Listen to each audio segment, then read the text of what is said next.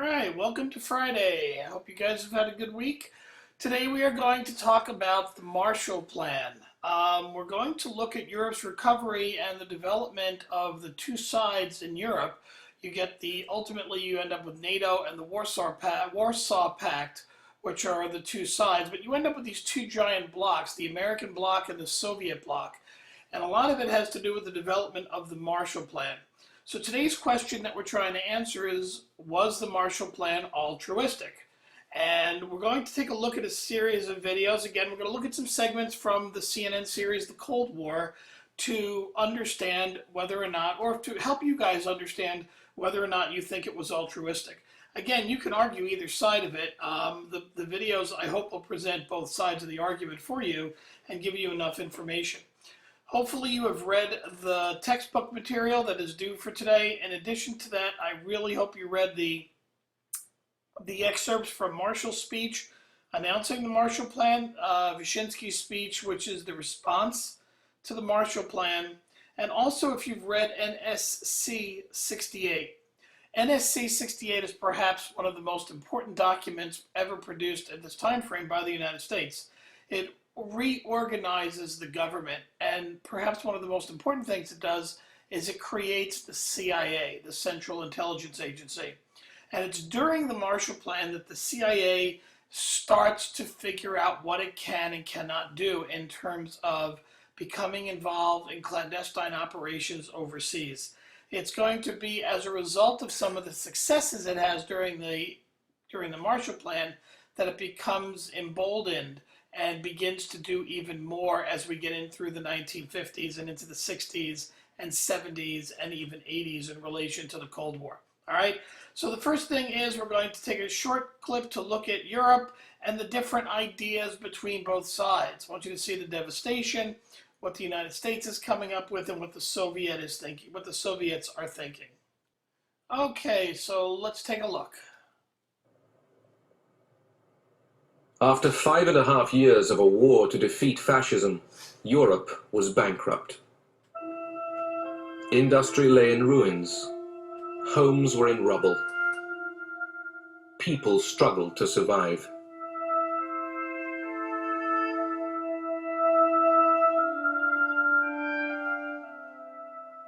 The Communist Party, which had fought fascism, attracted new recruits.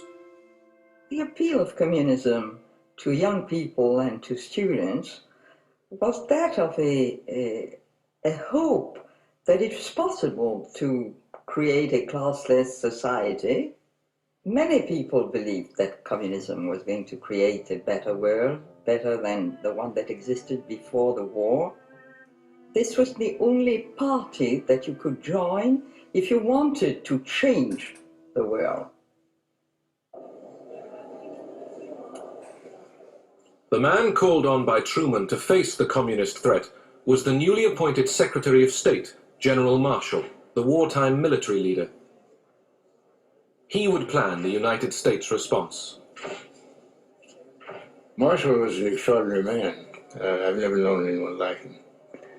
He, in many respects, was a very austere, unapproachable man. He never allowed anyone to call him George Marshall, including the president. When the president asked him if he should, he said no, General Marshall will do. He exuded leadership and character. In March, Marshall met Soviet Foreign Minister Molotov at a meeting in Moscow. Britain and France were there too. The Big Four tried to agree on the future of Germany. Despite warm Russian hospitality, weeks of meetings got nowhere. Marshall made one last effort.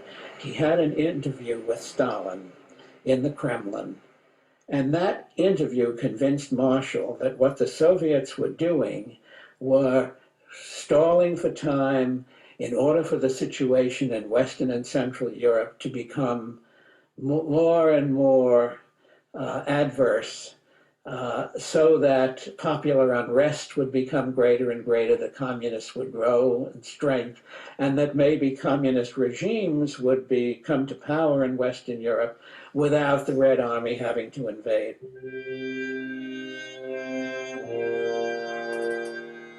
At the heart of Europe's problems lay the question of a defeated Germany. Stalin wanted to keep Germany on its knees, concerned that otherwise it would rise up one day and threaten the Soviet Union again.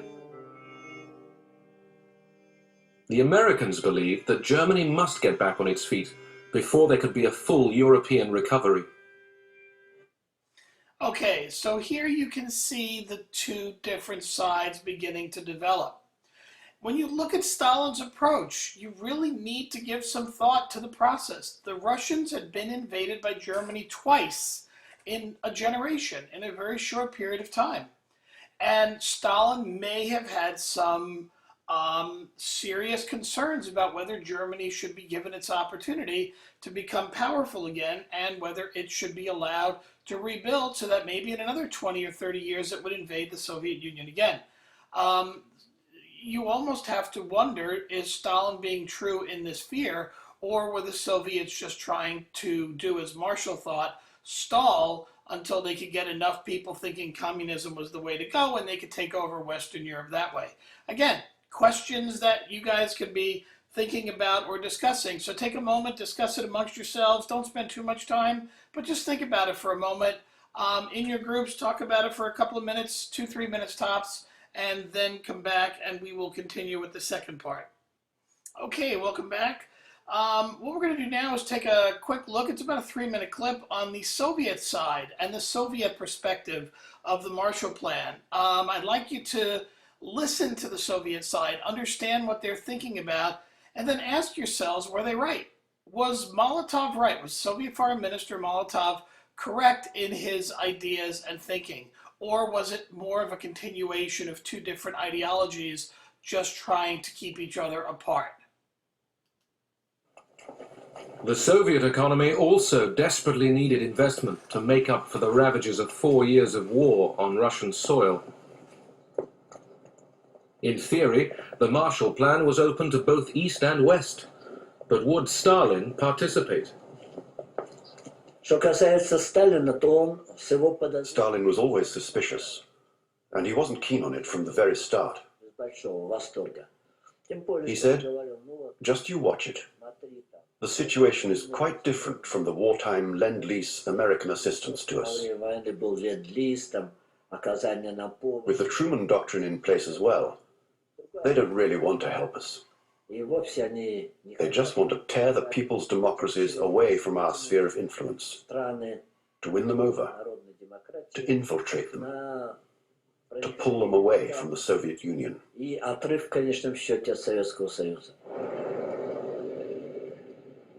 In Paris, a foreign ministers' conference opened to frame the European response to the Marshall Plan. Despite Stalin's caution, Molotov and a large Soviet delegation turned up at the conference table. Molotov listened to all the reports and proposals, although he felt it was clearly not that straightforward, that the aid would be tied up with certain conditions. Throughout the Cold War, spies were used by both sides. At this critical point, spies in London were passing their Soviet controllers document after document. Dozens. I mean, all the diplomatic going in and out from the Foreign Office. We had access to everything. After 6 days of meetings in Paris, Soviet intelligence gave Stalin new information about the Marshall Plan. Our intelligence service knew everything. We've read all the documents which were produced by the United States, by the government of the United States, which was sent to almost all all European countries, including the government of the Soviet Union, but and other documents which were not sent to the Soviet Union. Сведения о том, что, в общем-то, и не хотят американцы. This information confirmed that America didn't really want us to participate in it. Вообще. Что They just made this demonstrative gesture in order not to scare away those already dealing with them. контакт с ними по этим делам. И, в общем-то, Stalin abruptly told Molotov to pull out of the negotiations. резко затормозил. As Molotov left the Paris meeting, he accused the West of dividing Europe into two hostile camps. There never was any thought that the Soviets would actually join the Marshall Plan, but it was a desirable step to persuade the world that we really were being altruistic here. This was not basically an anti-communist, anti-Soviet measure, and should, by some miracle, the Soviets themselves join, or some of their satellite countries, we would have welcomed them in it. But we didn't think that was a realistic possibility. Okay, was Molotov right? Take a moment in your small groups, talk about it, and then come right back. And there's a last segment I'd like you to see before you go on to part two. Okay, welcome back. Now we're going to look at the European nations that begin to sign up for the Marshall Plan. At this point, it hasn't been approved by Congress, but nations are signing up. But what's important here is I want you to see the Soviets' response to this, okay? And were both sides still just being the same? Were they trying to develop their own ideologies and pit them against each other? So let's watch the clip. In September 1947, 16 European nations signed up for the Marshall Plan and requested $20 billion of aid. The Western Alliance began to take shape. The battle lines of the Cold War were being drawn. The primary purpose was compassionate goodwill, the notion that our former allies needed to have the help of the United States. План Маршалла Советским Союзом расценивался. The policy of the Marshall Plan was seen in the Soviet Union as the Americans wanting to impose their influence over the countries to which they gave Marshall aid. The Soviet Union could not accept that, believing it to be an aggressive act on behalf of the Americans. That is why the Marshall Plan was never accepted in our country. That September 1947, Stalin revived the pre-war Communist International as the Cominform. Through it, Stalin planned to control the countries of the Eastern Bloc. He also instructed communist parties in the West to take the initiative in seizing power.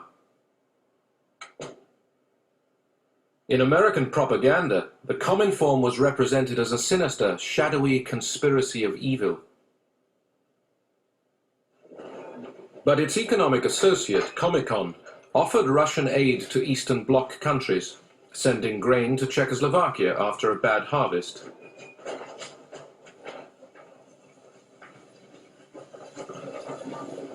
Both Cominform and Comecon were a direct response to the Marshall Plan. On the one hand, the Cominform would follow the political, ideological line the Soviet Union wanted to adopt in the socialist countries. On the other hand, the aim of Comecon was to provide economic assistance in order to prevent these countries from being torn from our sphere of influence. February 1948, the Communists reach for power in Czechoslovakia. Workers' militias go on the march. Non-communists are arrested. Action committees take over the police and the labor unions. President Beneš capitulates. The red flag flies in the center of Prague. In just 5 days, the communists took over Czechoslovakia's government. Stalin's rule was imposed on the Czechs. Okay, so that's the end of part one. Take a moment amongst yourselves to talk about what you said, see if we're still being the same, and then come back and start part two.